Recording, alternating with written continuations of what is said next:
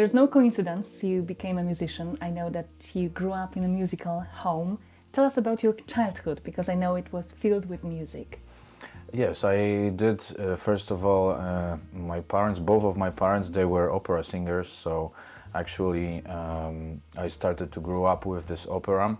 I have like this picture that my dad is actually trying to learn Madame Butterfly, opera Madame Butterfly, and I'm just like this half-year-old or 1-year-old. And yeah, then later on, of course, both of my parents, they been doing this since like 80s, beginning of 80s, and I grew up, I born in 1990, so over those times I had like this little bit musical background, but over the years my parents decided to give me an opportunity to study piano.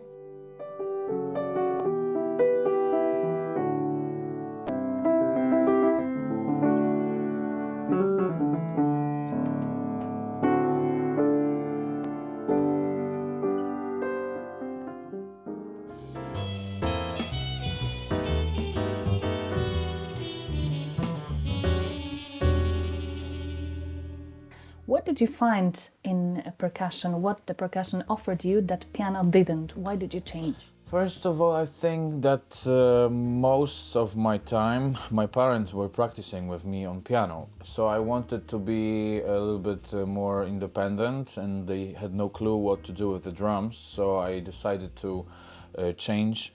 But I changed only because I heard some Queen songs, and it was that time when I was like 12 years old. And actually, I continued with piano for all these years till the end of my high school. But I started up with percussion and then jazz drums.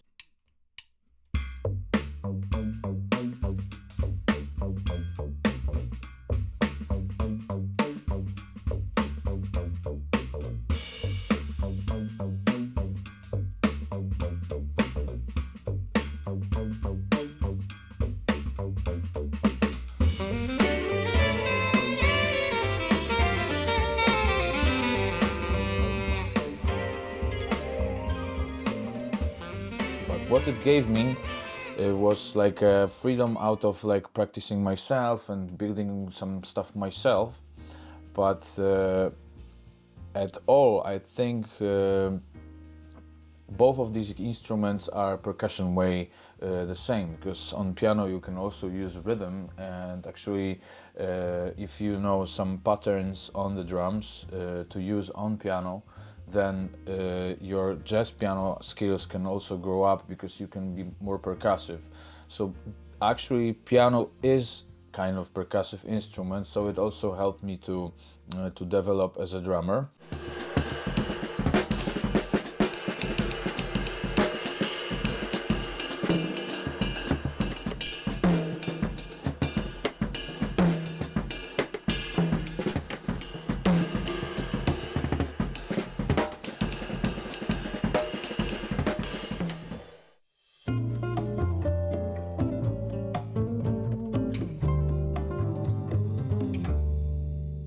Much easier to compose with the skills of the piano playing, but you mentioned the band called Queen. I know that Fat Bottom Girls was the tune that made you play drums, and maybe How did you know that?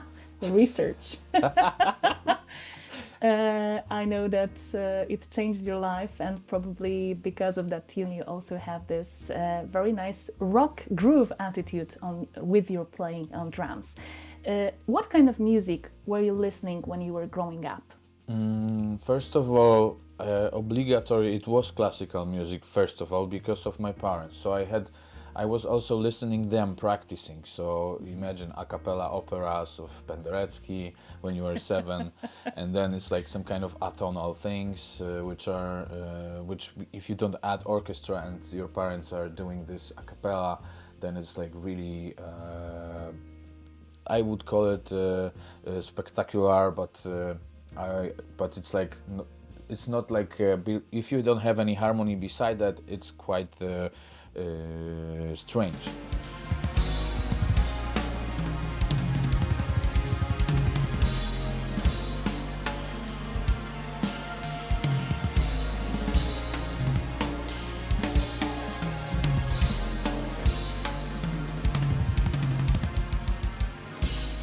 Later on, there was a moment that I had the possibility to reach the shelf of albums when I was really young. And I think I was like 4-year-old or 5-year-old, and I was like grown a bit more, so I could reach the shelf. And then suddenly on my head fell a CD album, which was Queen The Greatest Hits 2, and I put it to like super old school. For nowadays it's like super old school CD player, and I played it, and it was like, it's a kind of magic. And then I felt like, wow, what's that? It's something else than classical music. What is this?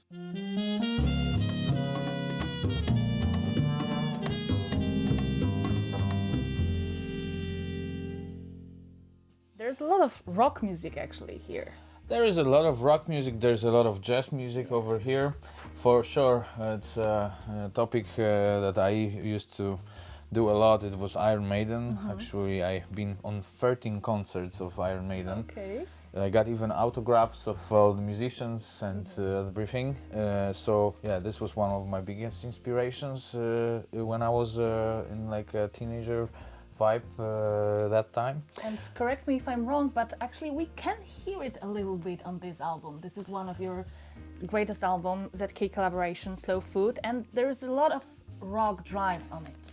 There is a lot of rock drive. We're kind of like a punk jazz band, let's call it. But also, usually when I write music, I really write it down, you know? So it's like you can write down the riffs or like some kind of chord progressions which are extremely readable.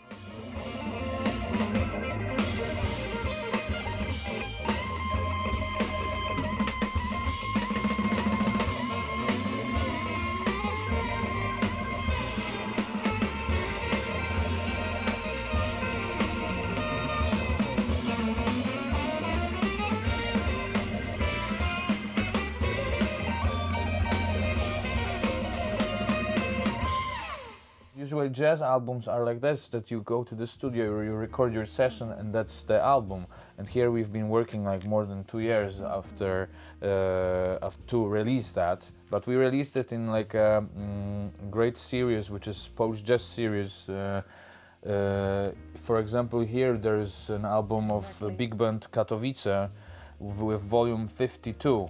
And we are volume 86, and this album was released in 77th, and this in 2021, I think. Yes. And another big band and another rock artist that connects these two words, jazz and rock, which is Phil Collins. Phil Collins, and this is actually amazing drummer, and he used to have his big band. So over here you can hear a lot of jazz songs and standards which actually are played by Phil Collins on the drums. So this is also great inspiration.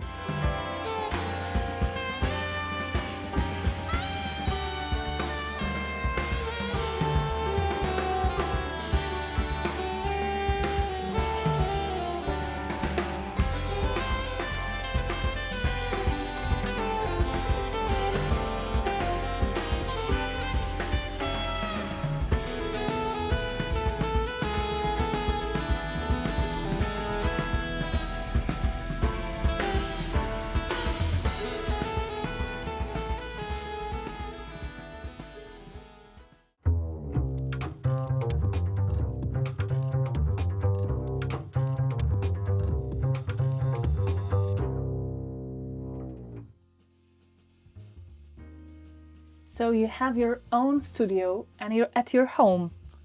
Yeah, this is like I started up from like home recording things. Firstly, like some kind of drum parts, starting up with like small audio interfaces. But yeah, I recorded recently few albums. One of the album was for the Polish Jazz series. We recorded parts of the instruments over here, and it was mixed in here and mastered in here. Later on, recently I recorded 2 albums this year, which actually one of it was recorded half in Bali in Indonesia, which is the new album Speed of Light, which I actually recorded this album, and it's released in December 2024. And also, it's not only about the recording things in the studio, but you can also write music in the studio. So you use some tools like MIDI keyboards, and then later you can plug those things to the computer, and you can use the computer programs.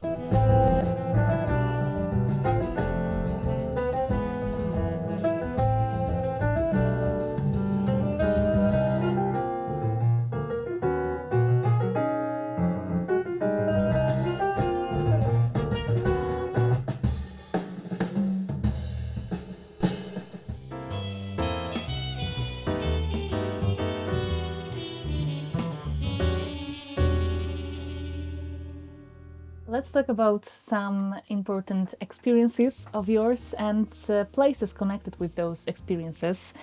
And maybe let's start in Poland. Jazz workshops in Chocież, legendary jazz workshops. What are your memories from them?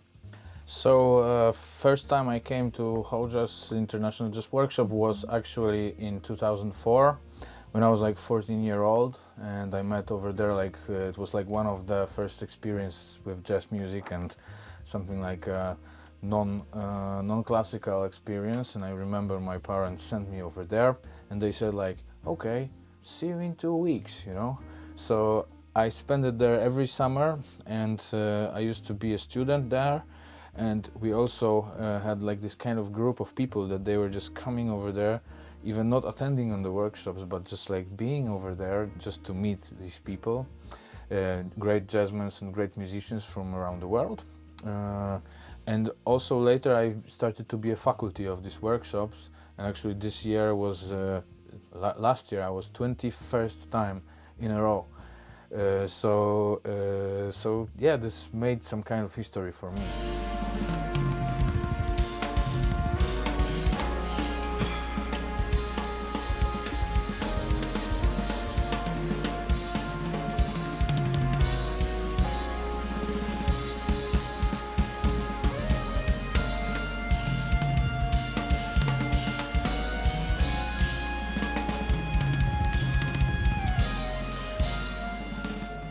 You had your first major in Poznań, which we talked about a little bit already, and then you decided to do a second major in Denmark. What were your main thoughts when you were going there to study?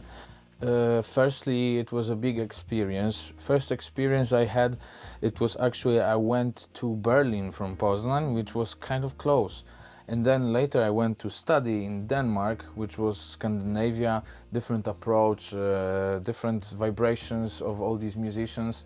Less academic, I could say, because you could feel more that your teachers are kind of like even your friends, you know, like it could build a vibe. But I've been there studying with a lot of other Polish musicians, which are one of my best friends till now. So actually this situation was opening way much more doors to understand the different approach than only approach which is coming from Poland. So in my opinion it was amazing, but later also I went to the Netherlands in Groningen after finishing studies in Denmark, and there was experience of having also even more international situations with Dutch musicians, with people from both South America, from Africa, from Asia, and those people till now are my friends, and we can connect, collaborate. I used to study with one bass player, which now I, for example, recorded an album after 10 years. We didn't saw each other. And this is wonderful. So After that, I also went to New York to have like a little exchange program over there, so I could get some inspirations from really American root of jazz music, which was New York, and this scene over there. So I think traveling, being a musician and traveling is one of the best things, because you can meet other cultures and you can also meet their approach to music.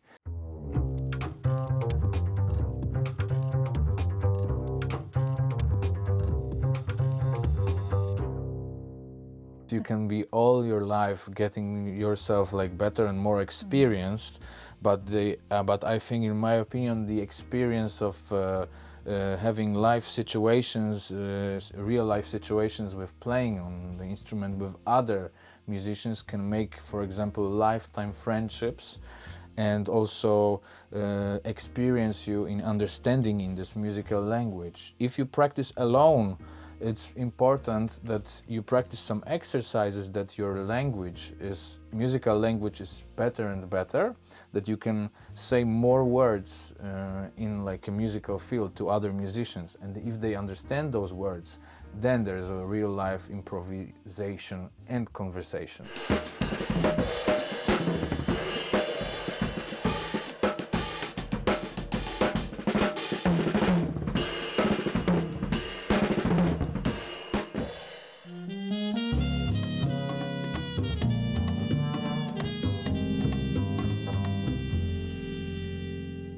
What do you think is the future of jazz in the world like this? In a world where there are 15 seconds of songs when you scroll the social media and not so much attention for listening to a whole album?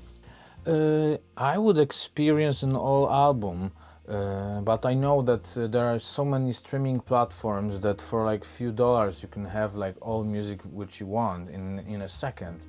This sounds maybe that I'm old-fashioned, but I'm still releasing albums and real albums.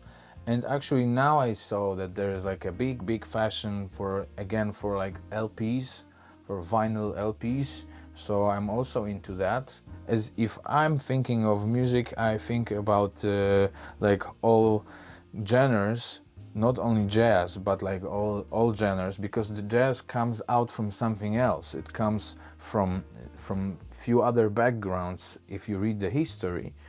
And if you don't know the history, then you don't know what you are talking about when you talk about something which happens after that, right before. So it's good to know the roots, and all the roots are coming out from the classical music. So I think I'm also sensitive to that, like crazy.